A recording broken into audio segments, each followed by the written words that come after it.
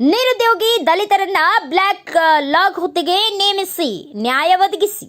ನಗರದ ತಾಲೂಕು ರಾಜ್ಯ ಸದಸ್ಯರು ನಿವಾಸದಲ್ಲಿ ಬ್ಯಾಕ್ಲಾಗ್ ಉದ್ಯೋಗಗಳು ನಿರುದ್ಯೋಗ ದಲಿತ ಯುವಕರನ್ನ ನೇಮಿಸುವಂತೆ ಒತ್ತಾಯಿಸಿ ಗ್ರಾಮೀಣಾಭಿವೃದ್ಧಿ, ಪಂಚಾಯತ್ ರಾಜ್, ಮಾಹಿತಿ ಇನ್ನಿತರ ಸಚಿವರುಗಳಿಗೆ ಮೋಹನ್ ಕುಮಾರ್ ದಾನಪ್ಪ, ರಾಜ್ಯ ಸದಸ್ಯರು, ಕರ್ನಾಟಕ ರಾಜ್ಯ ಪೊಲೀಸರು ದೂರುಗಳ ಪ್ರಾಧಿಕಾರ, ಕರ್ನಾಟಕ ಸರ್ಕಾರ ಅವರ ಮೂಲಕ ಮನವಿ ಸಲ್ಲಿಸಲಾಯಿತು.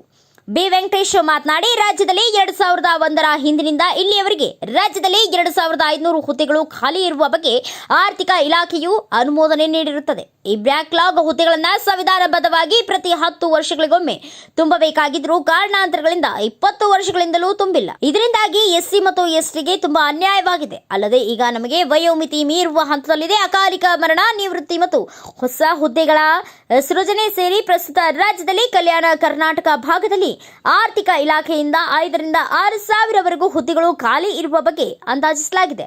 ಮುಖ್ಯಮಂತ್ರಿಯವರು ಕಲ್ಯಾಣ ಕರ್ನಾಟಕ ಭಾಗಕ್ಕೆ ಪ್ರಸ್ತುತವಾಗಿ 5,000 ಕೋಟಿ ಅನುದಾನವನ್ನ ನೀಡಿದ್ದಾರೆ. ಆದ್ದರಿಂದ ಈ ಹುದ್ದೆಗಳಿಗೆ ಶೀಘ್ರವಾಗಿ ತುಂಬಿಸಿ ದಲಿತರಿಗೆ ಸಿಗಬೇಕಾದ ಸಂವಿಧಾನಬದ್ಧ ನ್ಯಾಯವನ್ನ ದೊರಕಿಸಬೇಕು ಎಂದು ಒತ್ತಾಯಿಸಿದರು. 20 ವರ್ಷ ಆಯ್ತು ಬ್ಯಾಕ್ಲಾಗ್ ಪೋಸ್ಟ್ ತುಂಬಿಲ್ಲ. ಅದು ನಿಯಮ ಏನಿರುತ್ತೆ ಅಂತ ಸರ್, ಪ್ರತಿ 10 ವರ್ಷಕ್ಕೊಂದ್ಸರಿ ಬ್ಯಾಕ್ಲಾಗ್ ಉದ್ಯೋಗ ತುಂಬಕ್ಕಂತ ಸಂವಿಧಾನಬದ್ಧವಾಗಿ ರೂಲ್ಸ್ ಇದೆ, ಆದರೂ ತುಂಬಿಲ್ಲ ಸರ್. ಇದರಿಂದ ಸಾಕಷ್ಟು ನಮ್ಮ SC ST ನಿರುದ್ಯೋಗಿಗಳಿಗೆ ಅನ್ಯಾಯ ಆಗಿದೆ. ಆಮೇಲೆ ಇನ್ನೊಂದು ಈ ವಯೋಮಿತಿ ಮೀರುವ ಹಂತದಲ್ಲಿದೆ ಸರ್. ಈ ಹುದ್ದೆಗಳೇನಾದರೂ ನೇಮಕಾತಿ ಮಾಡಿದಲ್ಲಿ ನಾವೆಲ್ಲರೂ ಒಂದು ಆರ್ಥಿಕವಾಗಿ ಈ SC ST ನಿರುದ್ಯೋಗಿಗಳು ಸಬಲರಾಗ್ತೇವೆ ಸರ್. ಆಮೇಲೆ ನಮ್ಮ ಉದ್ಯೋಗ ಭಾಗ್ಯ ದೊರಕಂತಾಗುತ್ತೆ ಸರ್. ಹಾಗಾಗಿ ನಾವು ಕೂಡ ಸಾಕಷ್ಟು ಇಲಾಖೆ ಅಧಿಕಾರಿಗಳ ಹತ್ರ ಮನವಿ ಮಾಡ್ಕೊಂಡಿವಿ. ಆಮೇಲೆ BJP ಸರ್ಕಾರದಾಗ ಸಾಕಷ್ಟು ಮಿನಿಸ್ಟ್ರುಗಳು ಮನವಿ ಕೊಟ್ಟಿವಿ ಸರ್. ಆಮೇಲೆ ಕೋರ್ಟ್ಗೆ ಹೋಗಿದ್ವಿ ಸರ್. ಎಲ್ಲಾದ್ರೂ ಕೂಡ ಏನಿದೆ ಸರ್, ಬೆಂಗಳೂರು ಹೈಕೋರ್ಟ್ ಏನಿದೆ ಸರ್, 6 ತಿಂಗಳೊಳಗೆ ಈ ಬ್ಯಾಕ್ಲಾಗ್ ಉದ್ಯೋಗವನ್ನು ನೇಮಕಾತಿ ನೋಟಿಫಿಕೇಶನ್ ಮಾಡಿ ನೇಮಕಾತಿ ಮಾಡ್ಬೇಕಂತ ಆದೇಶ ಆಗಿದೆ ಸರ್.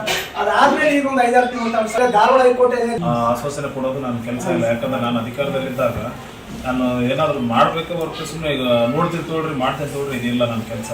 ಯಾಕಂದ್ರೆ ನನ್ನ ಅಡ್ರೆಸ್ಸಿಗೆ ಎಷ್ಟೋ ಜನ ಅವ್ರ ಮುಖನೇ ನೋಡ್ರಲ್ಲ, ಇವಾಗ ಸಮಸ್ಯೆ ಇಟ್ಕೊಂಡು ಬರೆದಾಗ ನನ್ನ ಇಲಾಖೆ ಹೊರತುಪಡಿಸಿ ನಾನು ಅವ್ರ ಕೆಲಸ ಇದೆ, ನಾನು ಟೈಮ್ ಫ್ರೀ ಮಾಡ್ಕೊಂಡು ಹೋಗಿ ಫಾಲೋ ಅಪ್ ಮಾಡ್ತಾ ಇದ್ದೀನಿ. ಯಾಕಂದ್ರೆ ಏನೋ ನನ್ನ ಮೇಲೆ ಒಂದು ಭರವಸೆ ಇಟ್ಕೊಂಡೆ ನಾನು ಕೆಲಸ ಮಾಡ್ಬೇಕಾಗ್ತದೆ.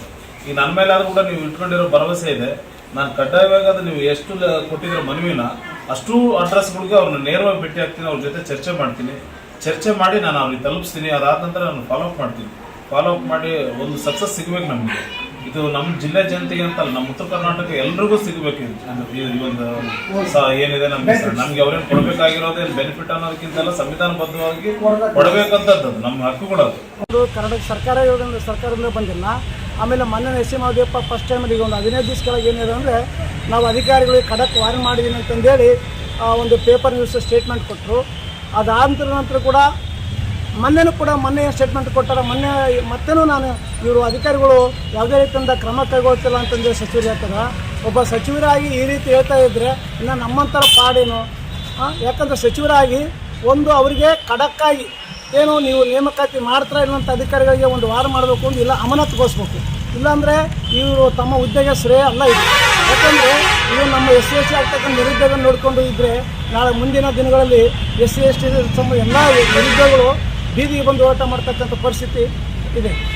ಇದೇ ವೇಳೆ ಯುವಕರಾದ ಶ್ರೀನಿವಾಸ್ ನಾಯಕ್, ದೇವಣ್ಣ, ಗಿರಿ, ತಿಪ್ಪಣ್ಣ, ತಿಮ್ಮಪ್ಪ ಸೇರಿದಂತೆ ಇನ್ನೂ ಅನೇಕರು ಉಪಸ್ಥಿತರಿದ್ದರು. ಬ್ಯೂರೋ ರಿಪೋರ್ಟ್, ಶ್ರೀನಿವಾಸ್ ನಾಯಕ್, ಭಾರತ ವೈಭವ news complete. Thanks for watching. Read, discuss and debate with editor Dr. Yan Prashant Rao. Wanted reporters in print, digital and visual media for Bharat Vaibhav Daily Newspaper, BV News 5 Channel and BV Fast Web News from all the talukas of Karnataka, Goa and Maharashtra. If interested, send your resume to 9019229369.